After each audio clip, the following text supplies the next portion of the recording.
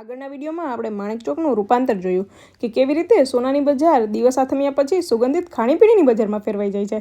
કોઈ કહી જ ના શકે કે આપણે સોનાની બજારમાં બેઠા છીએ। એવું વાતાવરણ બસ એક જ કલાકમાં ઊભું થઈ જાય છે અને આ માણેકચોકમાં તમને એવો સ્વાદ અને વેરાયટી મળશે કે બીજે ક્યાંય જોવા નહીં મળે। મોસ્ટ યુનિક આઇટમ જોઈએ તો પહેલું નામ પાઇનેપલ ચોકલેટ સેન્ડવિચનું જ આવે। જ્યુસી ચોકલેટી ચીઝી આવી સેન્ડવિચ દુનિયાના કોઈ ખૂણામાં ના મળે। અને પછી વાત કરીએ તો ગરમા ગરમ પાઉંભાજી અને સાથે લસણની ચટણી, આ હા જલસો પડી જાય।